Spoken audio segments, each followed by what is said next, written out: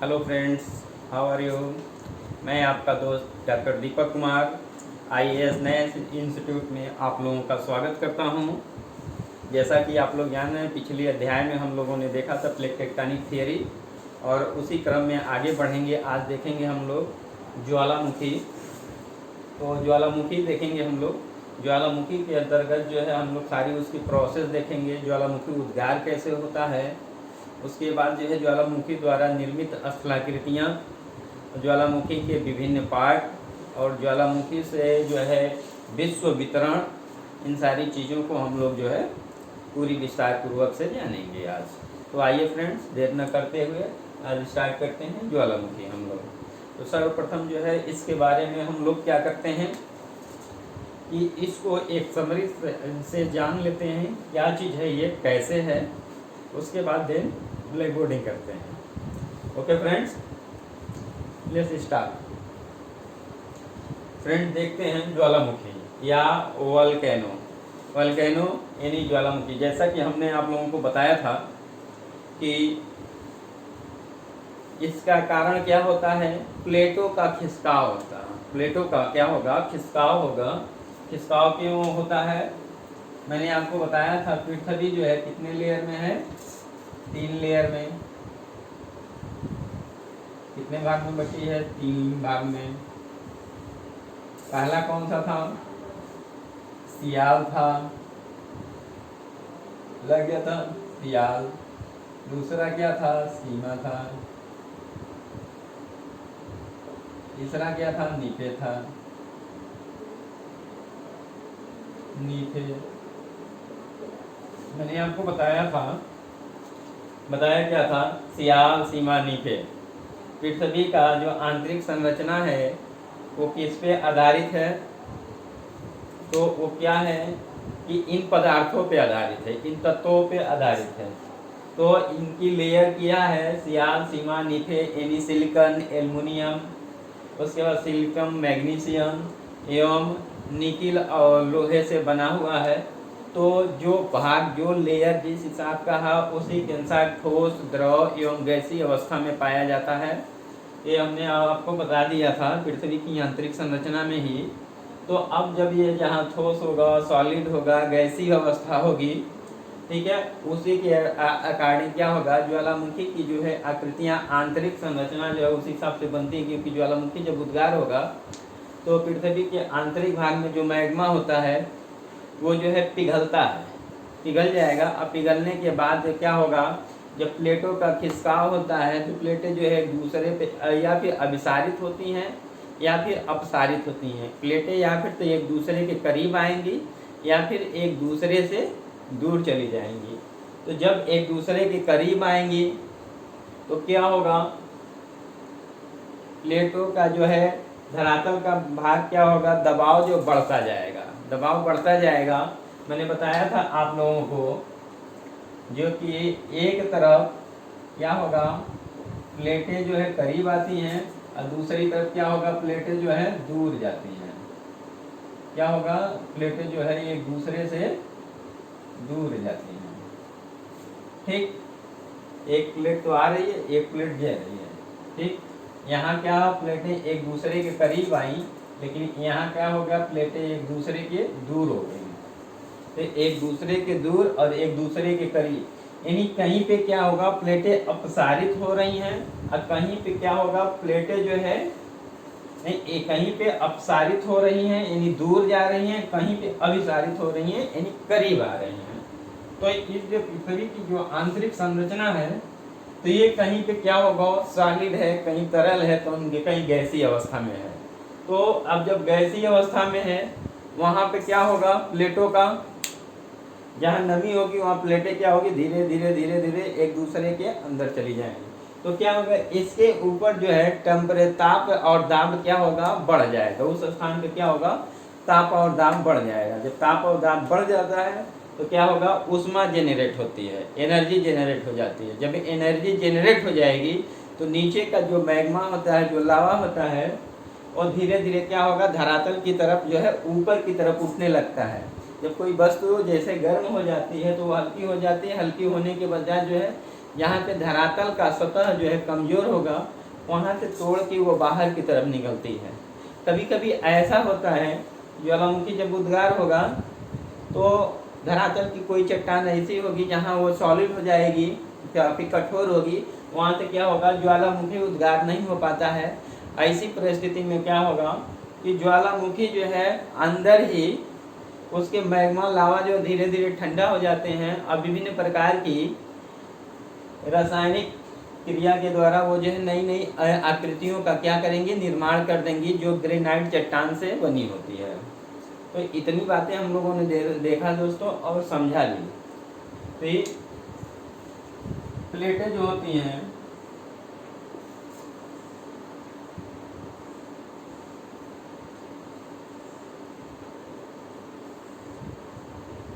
कभी करीब आ रही हैं तो कभी क्या होगा प्लेटें जो हैं दूर जाएंगी। अब क्या होगा, कभी ये प्लेटें जो है आपकी दूर चलने लगी, दूर चलने लगी। तो ये प्लेटें जब सटी होती हैं और एक दूसरे से दूर जब होंगी, टूटेंगी या विखंडित होंगी, तो क्या होगा इनके बीच जगह खाली हो जाए। इनके बीच जब जगह खाली हो जाता है तो इसमें क्या मैग्मा जो है पदार्थों का जो भाग होता है वो इसमें बाहर की तरफ निकलता है। इसमें निकलता है धरातल की तरफ, बाहर की तरफ निकलता है। अब बाहर की तरफ जब निकल जाएगा, इनको दूर जाने की वजह से नहीं अपसारित हो गई प्लेटें, और दूर जाएगा तो वहाँ क्या होगा जगह हो जाती है, जगह की खाली हो जाती है। ऐसे स्थानों पे यानी प्लेटों के किनारे पे जो है ज्वालामुखी और भूकंप सर्वाधिक आते हैं। तो ज्वालामुखी जो है प्लेटों के किनारों पे, क्योंकि प्लेटों का अपसरण होता है और अभिसरण होता है, प्लेटों का अपसरण और अभिसरण प्रक्रिया होती है, जिसके कारण जो है इन प्लेटों के किनारे जो है क्या होगा ज्वालामुखी उद्गार होता है। और आइसलैंड एक ऐसा जगह है जो कि ग्रीनलैंड के पास है, तो वहाँ पे क्या होगा सर्वाधिक जो है ज्वालामुखी उद्गार होता है। इसलिए जो है आइसलैंड को ज्वालामुखी का क्या कहेंगे, देश कहते हैं आइसलैंड को।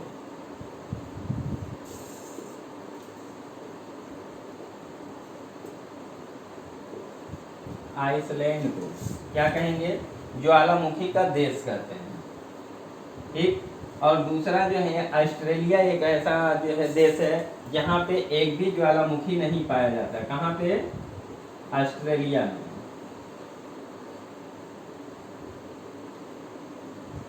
ऑस्ट्रेलिया एक भी जो है ज्वालामुखी नहीं पाया जाता है। और आपको बता दें जो ये प्लेटें हैं, जो 6 प्लेटें बड़ी प्लेटें थी, ठीक है, अब संयुक्त राज्य अमेरिका की जो प्लेट है, American plate, European plate, African plate, Indo Australian plate एवं प्रशांतीय प्लेट, ये जो प्लेटें हैं ये प्लेटों के सहारे ही क्या होगा कि भूकंप जो है आते हैं। और सर्वाधिक कहाँ आता है भूकंप जो है, आइसलैंड में। लेकिन जो आपका ये जो है, जो आपकी प्लेट है, ठीक, तो जो आपका परिप्रशांत या प्रशांत सागरीय प्लेट जो है वहाँ पे सर्वाधिक जो है देखेंगे कि सर्वाधिक जो है ज्वालामुखी और भूकंपों का उद्गार होने लगता है, जिसे रिंग ऑफ फायर के नाम से जाना जाता है। क्योंकि वो जापान, चीन सागर, ये सारी चीज़ें जो हैं आपके जो है एक ही जगह पे है। वो उस स्थान पे क्या होगा, प्रशांत पेटी में, प्रशांतीय पेटी में क्या होगा आपका सर्वाधिक जो है ज्वालामुखी उद्गार होता है। प्रशांत पेटी में सर्वाधिक क्या होगा, ज्वालामुखी जो है उद्गारित होता है।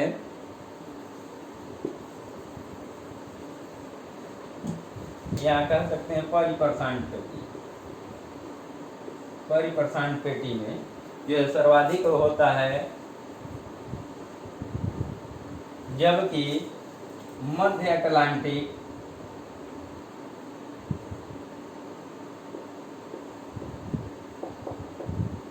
जबकि मध्य अटलांटिक प्लेटों में क्या होगा, द्वितीय नंबर पे ज्वालामुखी जो उद्गार होता है। और जो है थर्ड जो होता है यूरेशियन प्लेट आपका है, थर्ड क्या है, यूरेशियन प्लेट आपका है, क्या होगा, यूरेशियन।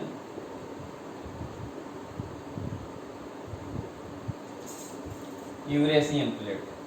तो ये 3 प्लेटें हैं जिनके सहारे ज्वालामुखी जो है उद्गार होता है। इन प्लेटों के सहारे क्या होगा, ज्वालामुखी का जो है उद्गार होता है। इन्हीं प्लेटों के लगभग इस प्लेट पे 80% ज्वालामुखी का उद्गार होता है। कितना होता है ज्वालामुखी के उद्गार होता है यहाँ पे 80% के लगभग। इसमें जो है 15 से 20% के लगभग ज्वालामुखी उद्गार होता है, जबकि इसमें 0.5 के नियर अबाउट जो है आपका 5%, 5 से 10 मान लेते हैं, यह ज्वालामुखी क्या होगा, उद्गार होता है। तो ये जो मोटी मोटी चीजें हम लोगों ने अभी देख लिया है।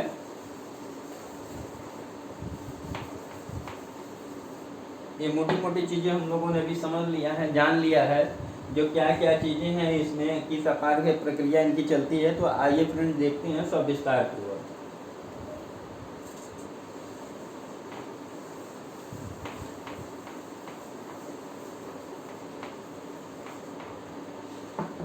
पृथ्वी के आंतरिक भागों में, यानी क्या कहा जा रहा है, पृथ्वी के आंतरिक भागों में क्या होगा, पृथ्वी के आंतरिक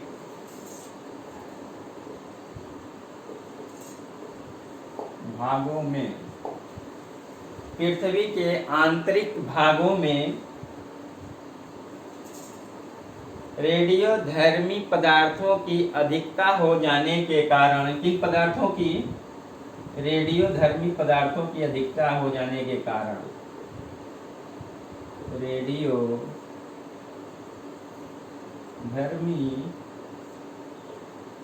पदार्थों, रेडियोधर्मी पदार्थों की अधिकता हो जाने के कारण क्या होता है, क्या होता है, चट्टान, चट्टान तत्वों, खनिज तत्वों, खनिज तत्वों, खनिज तत्वों एवं पदार्थों का, चट्टान, चट्टानें, खनिज तत्वों एवं पदार्थों का क्या होगा, रेडियोधर्मी पदार्थों की अधिकता के कारण जो है ये जो है डायनामिक हो जाते हैं, गतिमान हो जाते हैं, और इनके ऊपर दाब एवं ताप यानी टेम्परेचर क्या होगा, अत्यधिक हो जाता है, दबाव बढ़ जाता है। पृथ्वी के आंतरिक भागों में रेडियोधर्मी पदार्थों की अधिकता के कारण चट्टानें, खनिज एवं पदार्थ क्या होगा, ये पिघल जाते हैं या द्रवीय अवस्था में आ जाते हैं, या द्रवीय अवस्था में आ जाते हैं। और द्रवीय अवस्था में आने के पश्चात क्या होगा, इनके ऊपर ताप एवं दाब जो है बढ़ जाता है। अब बढ़ने के पश्चात क्या होगा, ये जो है धीरे धीरे क्या होगा, धरातल का जो कमजोर सतह है, जो धरातल का कमजोर सतह है, या धीरे धीरे करके ऊपर की ओर ये क्या होगा, उठने लगती हैं। और जहाँ धरातल का कमजोर सतह मिलता है वहाँ पे क्या होगा, ये बहुत तेजी के साथ क्या होगा, ऊपर की तरफ जाते हैं। ऊपर की तरफ जाने के पश्चात क्या होगा, ये जो है विस्फोट करते हैं। क्या होगा, उनकी गैस जो है निकलने लगती है।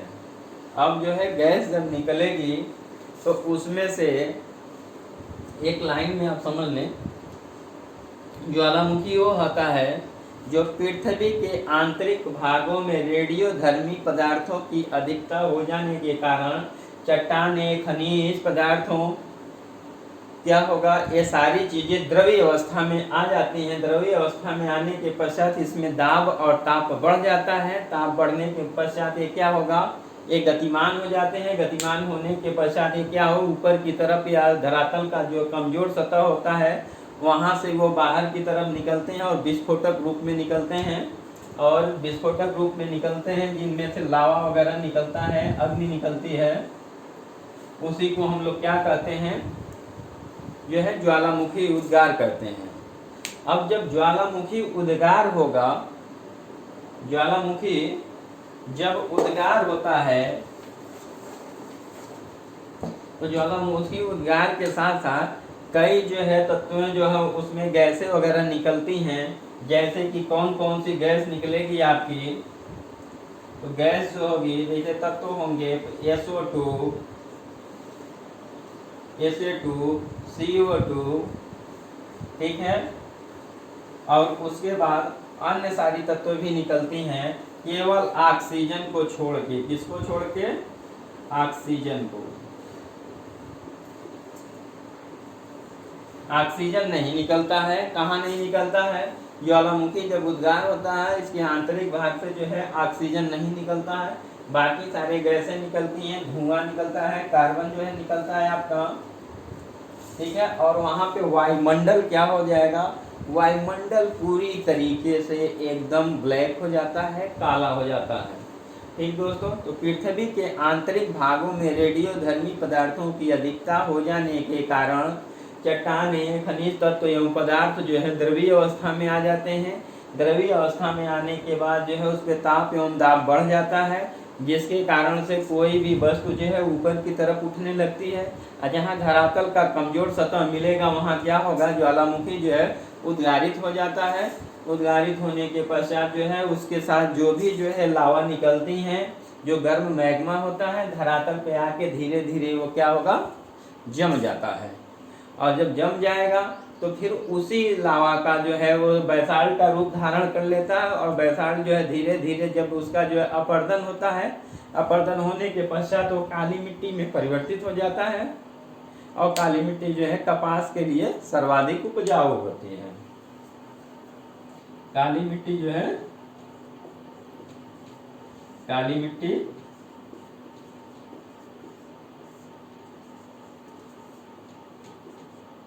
कपास के लिए सर्वाधिक क्या होगा, उपजाऊ होती है। तो भारत में कहाँ कहाँ ये पाई जाती है काली मिट्टी, गुजरात के भुज वाले क्षेत्र में, आपका महाराष्ट्र में, इन सब स्थानों पे जो है सर्वाधिक जो है काली मिट्टी पाई जाती है। जहाँ पर क्या होगा आपका, जो कि कपास का खेती की जाती है।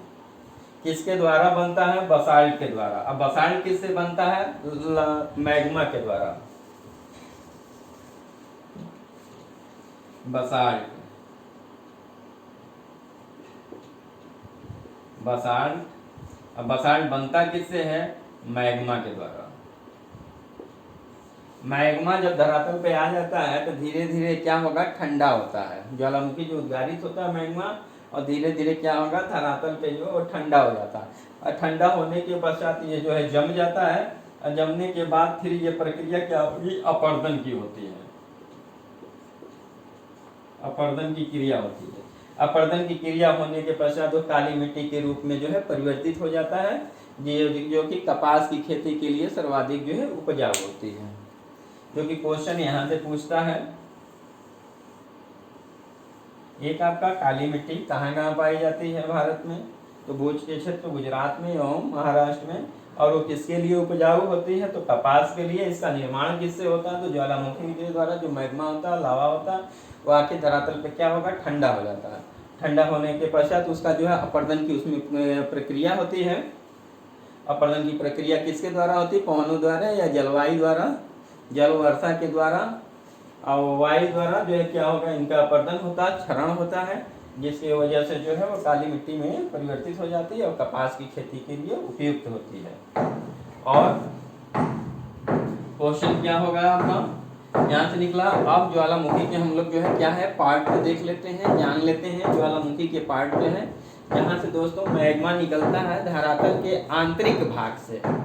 आंतरिक भाग में जहाँ होता है मैग्मा होता है, पिघला होता है। ठीक है, पिघला क्यों होता है? ताप एवं दाब के कारण होता है। ताप एवं दाब के कारण जो है मैग्मा जो है, या उसमें के जो पदार्थ होते हैं, कौन कौन से चट्टान, खनिज एवं अन्य पदार्थ जो भी होते हैं, वो सारी चीजें क्या होती है? ताप एवं दाब बढ़ने के कारण क्या होगा?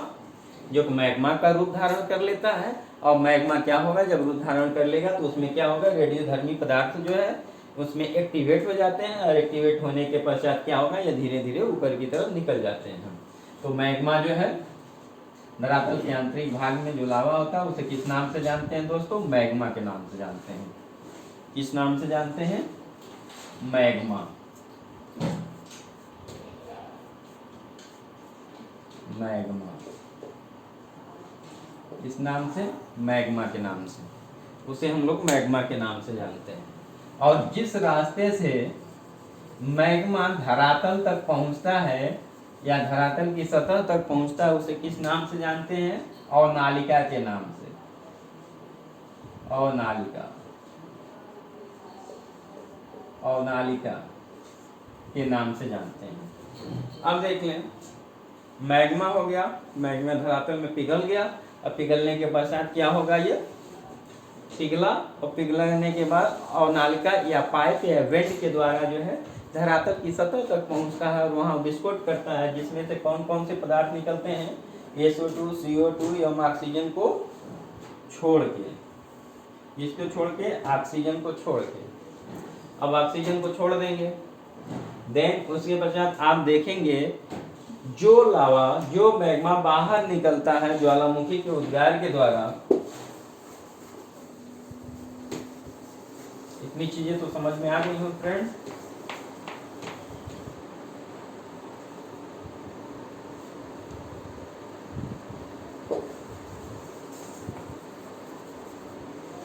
क्या होगा?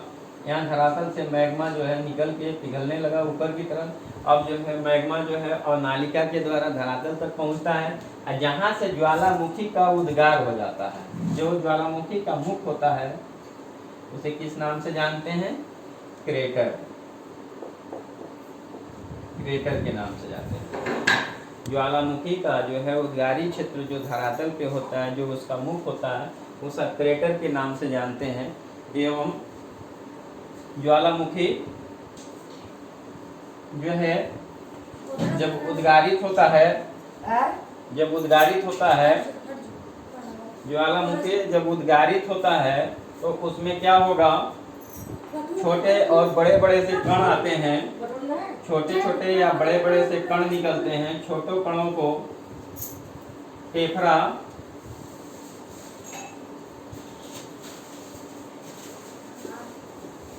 छोटे कणों को जो क्या कहेंगे? टेफरा कहते हैं। जबकि बड़े कणों के किस नाम से जाना जाता है? बोल्डर के नाम से जाना जाता है। किस नाम से जानते हैं? बोल्डर। बोल्डर के नाम से जाना जाता है। तो इसमें से जो पदार्थ और भी निकलते हैं, मैंने बताया था फ्रेंड्स आप लोगों को क्या होगा? इसमें से जो पदार्थ निकलते हैं जैसे SO2, CO2, गैस एवं गैस इत्यादि पदार्थ जो है उससे बाहर की तरफ निकलते हैं। और बाहर की तरफ निकलने के पश्चात इसके साथ जो है तो मैग्मा जैसे ही बाहर आता है तो वो क्या करता है? सतह पे धीरे धीरे किसके? धरातल के।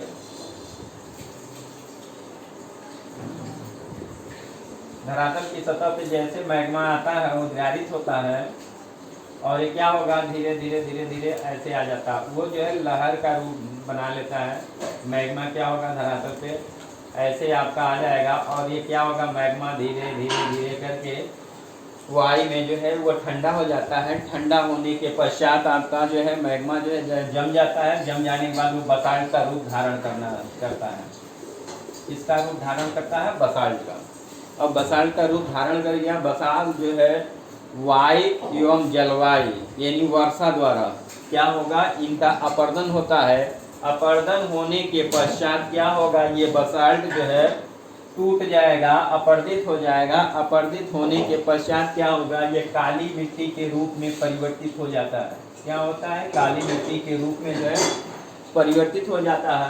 और काली मिट्टी जो है कपास के लिए सर्वाधिक उपजाऊ होती है।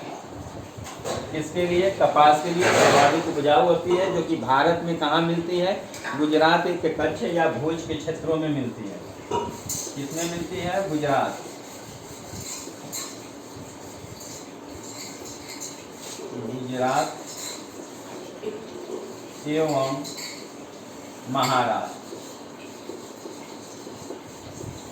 तो point of examination point of view से आप देखेंगे तो काली मिट्टी बार बार पूछता है। काली मिट्टी कहता है भारत में कहाँ पाई जाती है? तो महाराष्ट्र और गुजरात में पाया जाता है। कभी कभी पूछ लेता है काली मिट्टी का जो है निर्माण कैसे होता है? तो काली मिट्टी का निर्माण जो है ज्वालामुखी के उद्गार द्वारा होता है। जो मैग्मा होता है धरातल पे आ जाता है और वायु से जो है और जलवायु से जो है उसका क्षरण हो जाता है। क्षरण होने के पश्चात क्या होगा?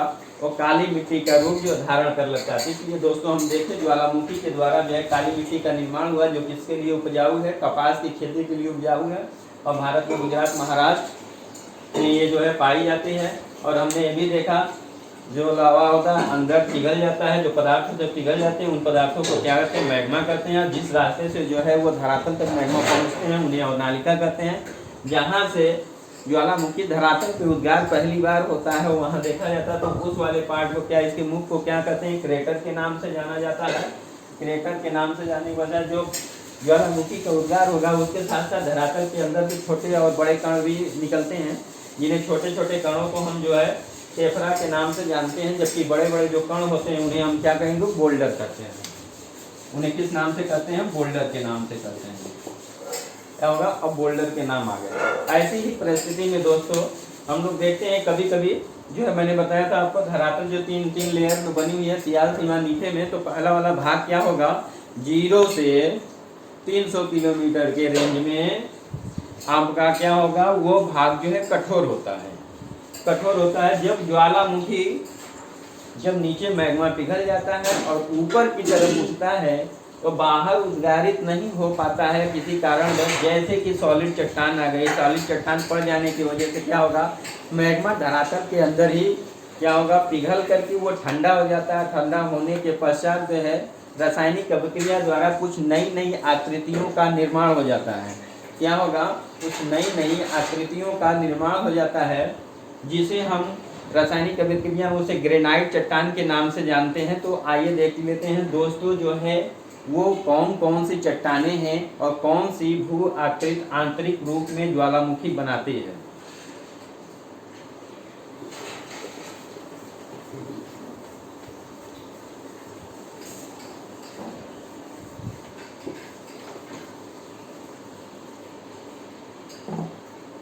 तो दोस्तों हम लोग देख लेते हैं कभी कभी ऐसा होता है ज्वालामुखी जब नीचे से मैग्मा जो है धरातल से ऊपर के लिए प्रवाहित होता है तो प्रवाहित होने पश्चात ऊपर क्या होगा? मैंने आपको बताया था प्लेट टेक्टोनिक थियरी में क्या होगा? धरातल जो है बड़े बड़े जो है चट्टान होते हैं। चट्टान मतलब क्या? प्लेटें हैं। और प्लेटें जब ज्वालामुखी कभी उद्गार होगा तो क्या होगा इस प्रक्रिया में आपका कि कभी चट्टान सॉलिड पड़ जाएगी। जब सॉलिड पड़ जाती है तो ज्वालामुखी उद्गार नहीं हो पाता है और जो है पृथ्वी के आंतरिक भागों में ही इसका मैग्मा जो है निकल करके इधर उधर वो जम जाता है। क्या होगा? इधर उधर क्या होगा? जम जाता है। जमने के पश्चात क्या होगा? एक आकृति जो है बना देता है या आकृति निर्मित हो जाती है। तो उन आकृतियों को हम लोग देख लेते हैं किस प्रकार की वो आकृति होती है और कैसी होती है। तो हम लोग देखते हैं दोस्तों चट्टानों के नीचे ज्वालामुखी मान लीजिए कि आपका धरातल कोई सॉलिड चट्टान पड़ गई 0 से 300 किलोमीटर के रेंज में। तो अब क्या होगा? यहाँ पे मैग्मा नीचे से निकलता है धरातल से और संयोग ऊपर चट्टान पड़ गई तो वो चट्टानें क्या होंगी? उनको रोक देंगी और धरातल पे निकलने नहीं देंगी, जिसके कारण से ये कई रूप में बदल जाते हैं। जैसे चट्टानों के धरातल के ऊपरी सतह के किनारे जो है क्षैतिज अवस्था में पाई जाती है। क्षैतिज अवस्था में पाई जाती है तो इसका क्या होगा, रूप लगभग इस तरह चट्टान के द्वारा जो है इसे सॉलिड चट्टान की निर्मित जो है हो जाती है, जिन्हें सील के नाम से या सिट के नाम से जानते हैं। सिट या सील के नाम से जो है जाना जाता है। तो सीट या सील हो गया है आपका। और नीचे वाला क्षेत्र आप में आ जाएंगे, एक नुकीली छड़ी की नुमा आकृति बन जाती है, जिन्हें हम नुकीली यानी छड़ी एक तलवार की भांति बनेगी, जिन्हें हम क्या कहेंगे, स्टॉक कहते हैं। क्या कहते हैं, स्टॉक कहते हैं। और कई स्थानों पर ऐसे देखेंगे, सागर के तली के किनारे जहाँ सागरीय प्लेट होता है वहाँ पे ज्वालामुखी जब उद्गार नहीं हो पाता है, ऐसे स्थानों पे क्या होगी, कुछ आकृतियों का निर्माण होता है जो न कि पूर्ण क्षैतिज होती है, और उसमें क्या होगा, कुछ इस आकार की आकृति बनती है आपकी, जिन्हें हम लोग ये समुद्री क्षेत्रों में लगभग पाई जाती है, उसके नीचे जलाशय में, जिसे ब्रोसिया के नाम से जाना जाता है। इसके नाम से ब्रोसिया के नाम से जाना जाता है। यही सब दोस्तों, ये ब्रोसिया हो गया, ये सिट या सील हो गया, ये स्टॉक हो गया आपका। और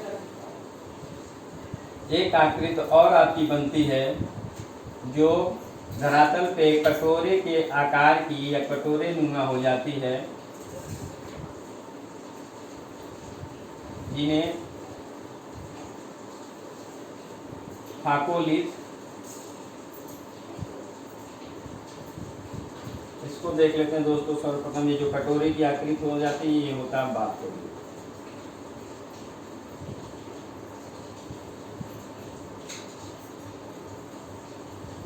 यह बाथोलिथ। और सांप के आकृति यानी सर्पिलाकार यानी फन की आकृति के जैसा निकलते हैं, यानी सांप के फन के जैसा, जो थोड़ी बड़ी होगी, सर्पिलाकार होती है, इसे हम लोग क्या कहते हैं, फाकोलिथ कहते हैं।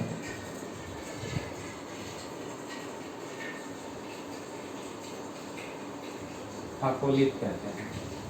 बाथोलिथ, फाकोलिथ, ब्रोसिया, सीट, स्टॉक, ये जो है पृथ्वी के आंतरिक भागों में रासायनिक विक्रिया के द्वारा यानी ज्वालामुखी उद्गार नहीं हो पाता है, जिसकी वजह से इन आकृतियों का निर्माण होता है। तो इन आकृतियों का निर्माण होगा तो दोस्तों सीट, फाकोलिथ, सीट, स्टॉक एवं ब्रेसिया और बाथोलिथ, तो इन्हीं क्वेश्चन को जो है एग्जामिनेशन में पूछता है, और जो है पूछ लेगा ये आकृति सर्पिलाकार जो होती है उसे किस नाम से जाना जाता है, तो बताएंगे बाथोलिथ। और ये बताएंगे कटोरे की आकृति की जो आकृतियां बन जाती हैं उन्हें किस नाम से जाना जाता है, तो बाथोलिथ के नाम से जाना जाता है। सागरीय क्षेत्रों में क्या होगा, कोई चट्टान अब निर्मित नहीं हो पाई है, ज्वालामुखी जो मैग्मा जमने से तो धरातल के अंदर ही रह गई, तो वहाँ पे ठंडी हो जाती है, उसकी आकृति ऐसी होती है, छोटे बच्चे यानी सांप के छोटे बच्चे फन के आकार की होती है, जिसे